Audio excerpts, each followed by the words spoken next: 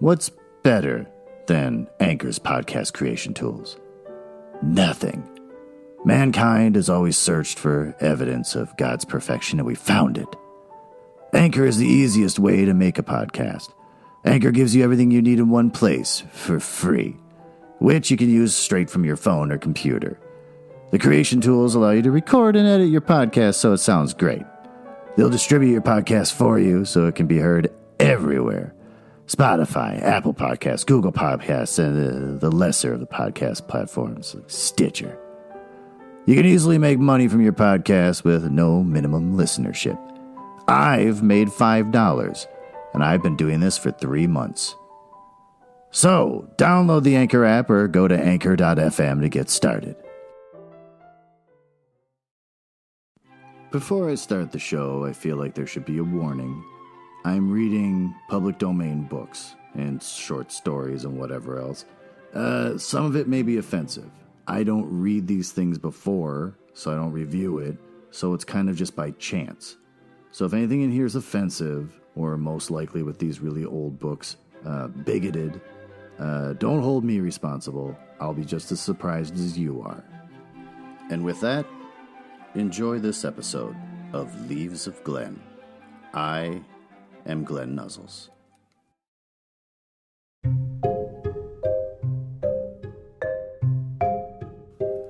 Plowing through chapters, all in one sitting. I just finished chapters 5 and 6, and now I'm diving into 7. Not taking any breaks, because Penguin Random House has crap for selection anyways. Their books suck.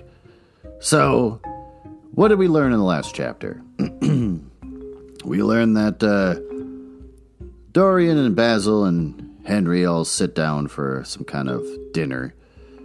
Real fancy things like flowers on the table, and if anyone lights a cigarette, it's like a silver dragon with its mouth, fire comes out. So apparently this is like the finest meal ever eaten. Dorian talks about Sybil some more. Henry goes on and on about the virtues of being selfish, and for the millionth time, hedonism being the best thing ever. Henry gets bossy and tells Dorian, you should smoke cigarettes, because of his hedonistic reasoning of both satisfying and denying your wants. And he's just bossy and controlling. And then that's kind of it. They debate being in love. They talk a lot of crap about women. And then in the end, they leave for the play. For some reason, Basil has to ride separately, which they make kind of a thing out of, which makes me wonder if something's up in the unedited version of this story. But that's it. On to chapter 7.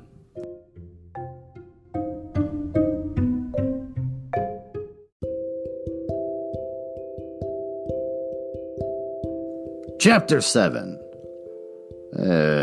For some reason or other, the house was crowded that night, and the fat Jew manager, oh God, who met them at the door, was beaming from ear to ear with a oily, tremulous smile. He escorted them to their box with a sort of pompous humility, waving his fat, jeweled hands and talking at the top of his voice. Dorian Gray loathed him more than ever. He felt as if he had come to look for Miranda and had been met by Caliban. Lord Henry, upon the other hand, rather liked him. At least he declared he did, and insisted on shaking him by the hand and assuring him that he was proud to meet a man who had discovered a real genius and gone bankrupt over a poet.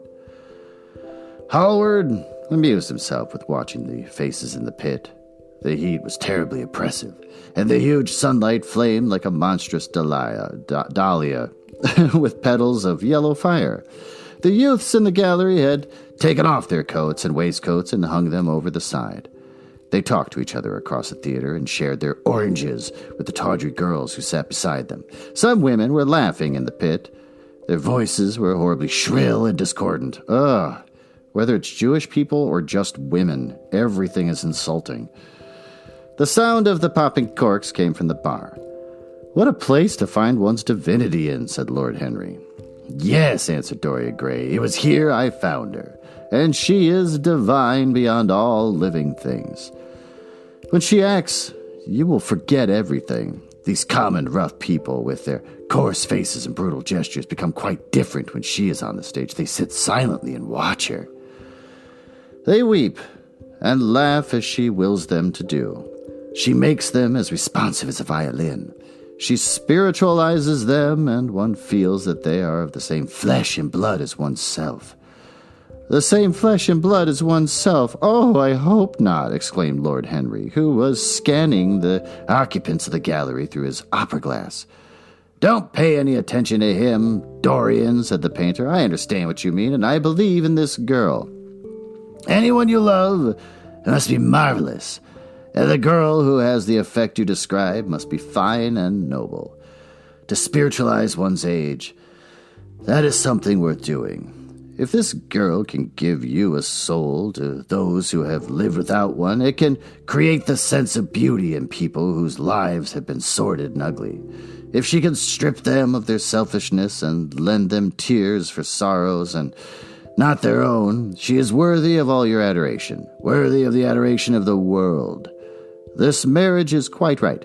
I did not think so at first, but I admit it now. The gods made Sybil Vane for you. Without her, you would have been incomplete. Thanks, Basil, answered Dorian Gray, pressing his hand. I knew that you would understand me. Harry is so cynical. He terrifies me. But here is the orchestra. It is quite dreadful. But it only lasts 4 or 5 minutes. Then the curtain rises, and you'll see the girl for whom I'm to give all my life, for whom I have given everything that is good in me. A quarter of an hour afterwards, amidst the extraordinary turmoil of applause, Sybil Vane stepped onto the stage. Yes, she was certainly lovely to look at. One of the loveliest creatures, Lord Henry thought, that he had ever seen. There is something in the fawn of her shy face, a grace and startled eyes, a faint blush, like the shadow of a rose in a mirror of silver, came to the cheeks as she glanced at the crowded, enthusiastic house. She stepped back a few paces, and her lips seemed to tremble. Basil Hallward leapt to his feet and began to applaud, motionless, and as if in a dream sat Dorian Gray gazing at her. Lord Henry peered through his glasses, murmuring, "Charming, charming." The scene was the hall of Capulet's house, and Romeo in the pilgrim's dress had entered with Mercutio, and his other friends. The band, such as it was, struck up a few bars of music, and the dance began. Through the crowd of ungainly, shabbily dressed actors, Sybil Vane moved like a creature from a finer world. Her body swayed while she danced, as a little plant sways in the water. The curves of her throat were the curves of a white lily. Her hands seemed to be made of cool ivory. We get it, she's white. Yet she was curiously listless. She showed no sign of joy when her eyes rested on Romeo, the few words she had to speak. Good pilgrim, you do no wrong your hand too much, which mannerly devotion shows in this, for saints have hands that pilgrims' hands do touch, and palm to palm a holy palmer's kiss.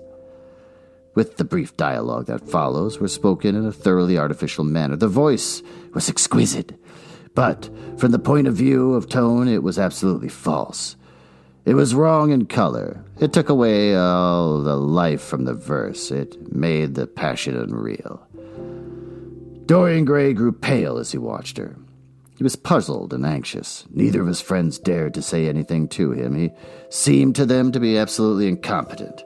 They were horribly disappointed. Yet they felt that the true test of any Juliet is the balcony scene of the second act. They waited for that. If she failed there was nothing in her. She looked charming as she came out in the moonlight. That could not be denied, but the stagnance of her acting was unbearable and grew worse as she went on. Her gestures became absurdly artificial. She overemphasized everything that she had to say. The beautiful passage, "Thou knowest the mask of night is on my face, else would a maiden blush bepaint my cheek. For that which thou hast heard me speak tonight was declaimed with the painful precision of a schoolgirl who had been taught to recite by some second-rate professor of elocution. When she leaned over the balcony and came to those wonderful lines, Although I joy in thee, I have no joy of this contract tonight. It is too rash, too unadvised, too sudden. Too like the lightning, which doth cease to be, ere one can say, it lightens, sweet good night. This bud of love by summer's ripening breath may prove a beauteous flower when next we meet. Whatever. I screw up this book, but I don't want to screw up Shakespeare. She spoke the words as though they conveyed no meaning to her. It was not nervousness. Indeed, so far from being nervous, she was absolutely self-contained. It was simply bad art. She was a complete failure. Even the common, uneducated audience in the pit and the gallery lost their interest in the play. They got restless and began to talk loudly and to whistle. The Jew manager, who was standing at the back of the dress circle, stamped and swore with rage. The only person unmoved was the girl herself. When the second act was over, there came a storm of hisses, and Lord Henry got up from his chair and put on his coat. "She is quite beautiful, Dorian," he said, "but you can't act. Let us go." "I am going to see the play through," answered the lad. It was in a hard, bitter voice. "I am awfully sorry that I have made you waste an evening, Harry. I apologize to you both." "Ah, my dear Dorian, I should think Miss Vane was ill," interrupted Hallward. "We will come some other night." "I wish she were ill," he rejoined, "but she seems to me to be simply callous and cold. She has entirely altered. Last night she was a great artist. This evening she is merely a commonplace, mediocre actress." "Don't talk like that about anyone you love, Dorian. Love is a more wonderful thing than art." "They are both simply forms of imitation," remarked Lord Henry, "but do let us go. Dorian, you must not stay here any longer. It is not good for one's morals to see bad acting. Besides, I don't suppose you will want your wife to act. So what does it matter if she plays Juliet like a wooden doll? She is very lovely, and if she knows as little about life as she does about acting, she will be a delightful experience. There are only two kinds of people who are really fascinating. Oh, God, here we go again. People who know absolutely everything, and people who know absolutely nothing. Good heavens, my dear boy, don't look so tragic. The secret of remaining young is to never have an emotion that is unbecoming. Come to the club with Basil and myself. We will smoke cigarettes and drink to the beauty of Sybil Vane. She is beautiful. What more can you want?" "Go away, Harry," cried the lad. "I want to be alone. Basil, you must go." "Ah, can't you see that my heart is breaking?" The hot tears came to his eyes. His lips trembled, rushing to the back of the box. He leaned up against the wall, hiding his face in his hands. "Let us go, Basil," said Lord Henry, with a strange tenderness in his voice, and the two young men passed out together. A few moments afterwards, the footlights flared up, and the curtain rose on the third act. Dorian Gray went back to his seat. He looked pale and proud and indifferent. The play dragged on and seemed interminable. Half of the audience went out, tramping in heavy boots and laughing. The whole thing was a fiasco, in italics. The last act was played to almost empty benches. The curtain went down on a titter and some groans. As soon as it was over, Dorian Gray rushed behind the scenes into the green room. The girl was standing there alone, with a look of triumph on her face. Her eyes were lit with an exquisite fire. There was a radiance about her. Her parted lips were smiling over some secret of their own. When he entered, she looked at him. An expression of infinite joy came over her. "How badly I acted tonight, Dorian," she cried. "Horribly," he answered, gazing at her in amazement. "Horribly. It was dreadful. Are you ill? You have no idea what it was. You have no idea what I suffered." The girl smiled. "Dorian," she answered, lingering over his name with a long-drawn music in her voice, as though it were sweeter than honey to the red petals of her mouth. "Dorian, you should have understood. But you understand now, don't you?" Understand what?" he asked angrily. "Why I was so bad tonight? Why I shall always be bad? Why I shall never act well again?" He shrugged his shoulders. "You're ill, I suppose. When you're ill, you shouldn't act. You make yourself ridiculous. My friends were bored. I was bored." He's a real jerk. She seemed not to listen to him. She was transfigured with joy. An ecstasy of happiness dominated her. "Dorian, Dorian," she cried. "Before I knew you, acting was the one reality of my life. It was only in the theater that I lived. I thought that it was all true. I was Rosalind one night and Portia the other. The joy of Beatrice was my joy, and the sorrows of Cordelia were mine also. I believed in everything.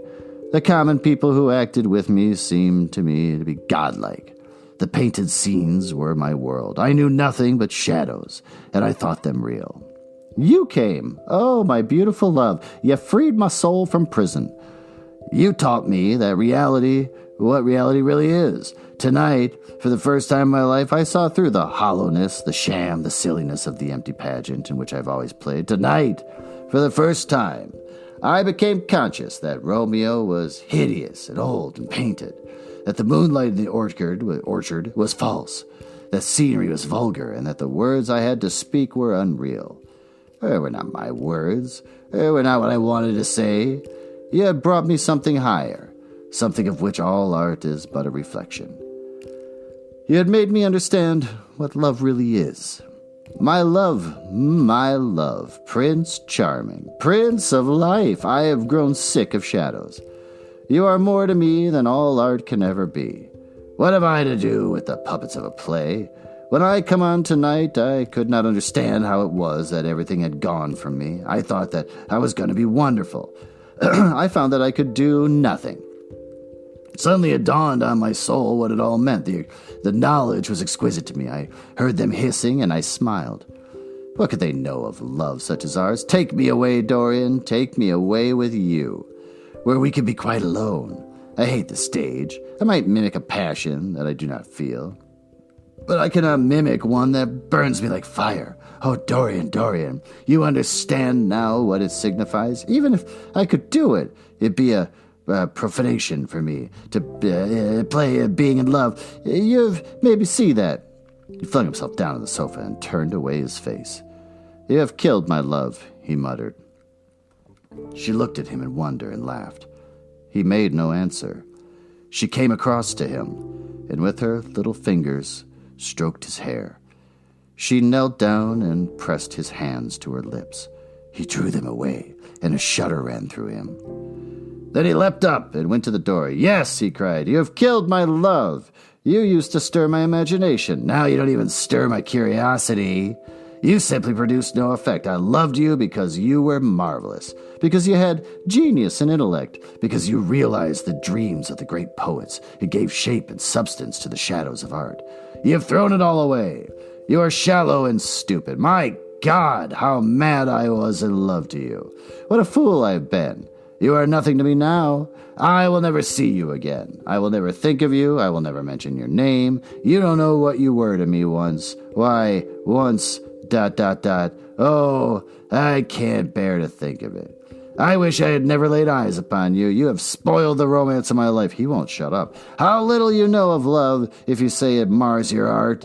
Without your art, you are nothing.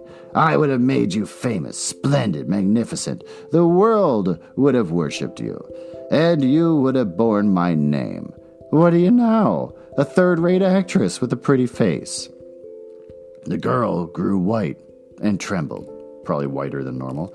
She clenched her hands together, and her voice seemed to catch in her throat. You're not serious, Dorian, she murmured. You are acting. Acting! I leave that to you. You do it so well, he answered bitterly. She rose from her knees, and with a piteous expression of pain on her face, came across the room to him. She put her hand on his arm and looked into his eyes. He thrust her back. Don't touch me, he cried. A low moan broke from her, and she flung herself at his feet and lay there like a trampled flower. Dorian, Dorian, don't leave me, she whispered. I am so sorry I didn't act well. I was thinking of you all the time. But I will try. Indeed, I will try. It came so suddenly across me, my love for you. I think I should never have known it if you had not kissed me, if we had not kissed each other. Kiss me again, my love. Don't go away from me. I couldn't bear it. Oh, don't go away from me, my brother. No, never mind. He didn't mean it. He was in jest. But you, oh, You can't forgive me tonight? I will work so hard to try and improve. Don't be cruel to me, because I love you better than anything in the world. After all, it is only once that I have not pleased you, but you are quite right, Dorian. I should have shown myself more of an artist. It was foolish of me, and yet I couldn't help it. Oh, don't leave me, don't leave me. A fit of passionate sobbing choked her. She crouched on the floor like a wounded thing, and Dorian Gray, with his beautiful eyes, looked down at her, and his chiseled lips curled in exquisite disdain. There is always something ridiculous about the emotions of people whom one has ceased to love. Sybil Vane seemed to him to be absurdly melodramatic. Her tears and sobs annoyed him. I'm going, he said at last in his calm, clear voice. I don't wish to be unkind, but I can't see you again. You've disappointed me. Well, that was a love that died really fast. All it took was one screw-up. She wept silently and made no answer, but crept nearer, her little hands stretched blindly out, and appeared to be seeking for him. He turned on his heel and left the room. In a few moments he was out of the theater. Where he went he hardly knew. He remembered wandering through dimly lit streets, past gaunt, black-shadowed archways and evil-looking houses. Women with hoarse voices and harsh laughter called after him. Drunkards had reeled by, cursing and chattering to themselves like monstrous apes. He had seen grotesque children huddled upon doorsteps and heard shrieks and oaths from gloomy courts. As the dawn was just breaking, he found himself close to Covent Garden. The darkness lifted and flushed with faint fires. The sky hollowed itself onto a perfect pearl. Huge carts, filled with nodding lilies, rumbled slowly down the polished, empty street. The air was heavy with perfume of flowers, and their beauty seemed to bring him an anodyne for his pain. He followed into the market and watched the men unloading their wagons. A white-smocked carter offered him some cherries. He thanked him, wondered why he refused to accept any money for them, and began to eat them listlessly. They had been plucked at midnight, and the coldness of the moon had entered into them. A long line of boys carrying crates of striped tulips and of yellow and red roses defiled in front of them. Threading their way through the huge jade-green piles of vegetables, under the portico with its gray, sun-bleached pillars loitered a troop of draggled, bare-headed girls, waiting for the auction to be over. Others crowded around the swinging doors of the coffee house of the plaza. The heavy cart horses slipped and stamped upon the rough stones, shaking their bells and trappings. Some of the drivers were lying asleep on a pile of sacks. Iris-necked and pink-footed, the pigeons ran about picking up seeds. So this seems to be a moment where the world seems to be reaching out to comfort him, even though he's the jerk that dropped this woman. After a little while, he hailed a hansom and drove home. For a few moments he loitered upon the doorstep, looking around at the silent square with its blank, close-shuttered windows and its staring blinds. The sky was pure opal now, and the roofs of the houses glistened like silver against it. From some chimney opposite, a thin wreath of smoke was rising. It curled, a violent riband, through the nacre-colored air, and the huge gilt Venetian lantern spoil of some Dodge's barge that hung from the ceiling of the great oak-paneled hall of entrance. Lights were still burning from the flickering jets. Thin blue petals of flame, they seemed rimmed with white fire. He turned them out and, having thrown his hat and cape on the table, passed through the library toward the door of his bedroom, a large octagonal chamber on the ground floor that, in his newborn feeling for luxury, he had decorated for himself and hung with some curious Renaissance tapestries that had been discovered stored in a disused attic at Selby Royal. As he was turning the handle of the door, his eye fell upon the portrait of Basil Hallward had painted of him. He started back as if in surprise. Then he went on into his own room, looking somewhat puzzled. After he had taken the buttonhole out of his coat, he seemed to hesitate. Finally he came back, went over to the picture and examined it. In the dim, arrested light that struggled through the cream-colored silk blinds, the face appeared to him to be a little changed. The expression looked different.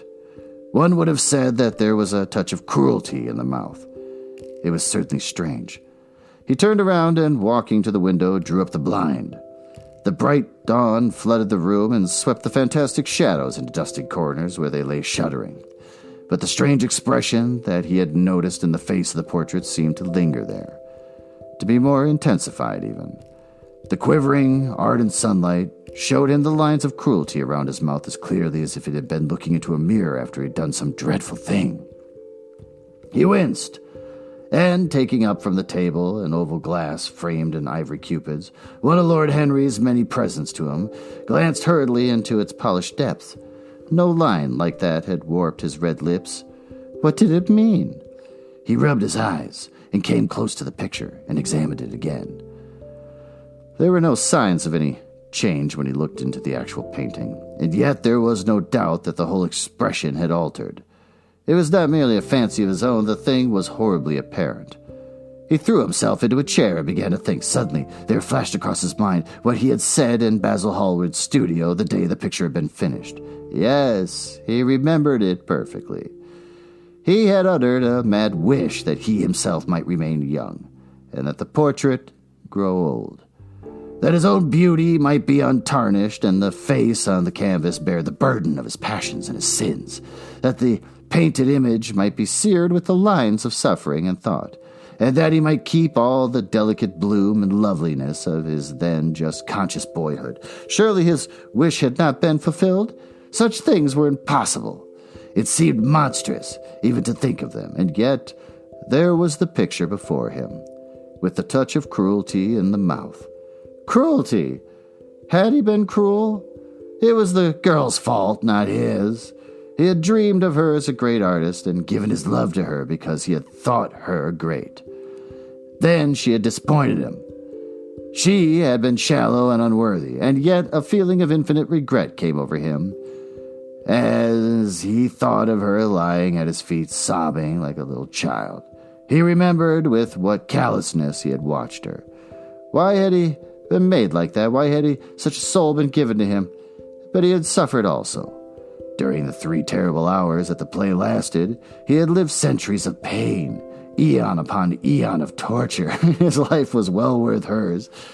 She had married him for a moment, if he had wounded her for an age. Besides, women were better suited to bear sorrow than men. They lived on their emotions. They only thought of their emotions. When they took some lovers, it was merely to have someone with whom they could have scenes. Lord Henry was told him that, and Lord Henry knew what women were. Why should he trouble about Sybil Vane? She was nothing to him now. But the picture, what was he to say of that? It held the secret of his life and told his story. It had taught him to love his own beauty. Would it teach him to loathe his own soul? Would he ever look at it again? No. It was merely an illusion, wrought on troubled senses. The horrible night that he had passed had left phantoms behind it. Suddenly, there had fallen upon his brain that tiny scarlet speck that makes men mad. The picture had not changed. It was folly to think so. Yet it was watching him, with its beautiful marred face and its cruel smile. Its bright hair gleamed in the early sunlight. Its blue eyes met his own, a sense of infinite piety. Pity, not for himself, but for the painted image of himself, came over him. It had altered already and would alter more. Its gold would wither into gray. Its red and white roses would die. For every sin that he committed, a strain would fleck and wreck its fairness. But he would not sin. The picture, changed or unchanged, would be to him the visible emblem of conscience. He would resist temptation. He would not see Lord Henry any more, would not, at any rate, listen to those subtle, poisonous theories that in Basil Hallward's garden had first stirred within him the passion for impossible things. He would go back to Sybil Vane, make her amends, marry her, try to love her again. Yes, it was his duty to do so. He must have suffered more than he had, poor child.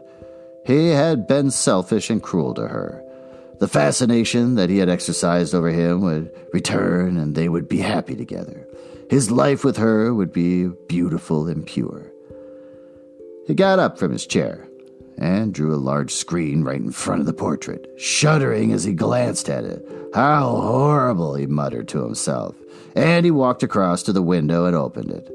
When he stepped out onto the grass, he drew a deep breath. The fresh morning air seemed to drive away all the somber passions. He thought only of Sybil. A faint echo of his love came back to him. He repeated her name over and over again. The birds that were singing in the dew-drenched garden seemed to be telling the flowers about her.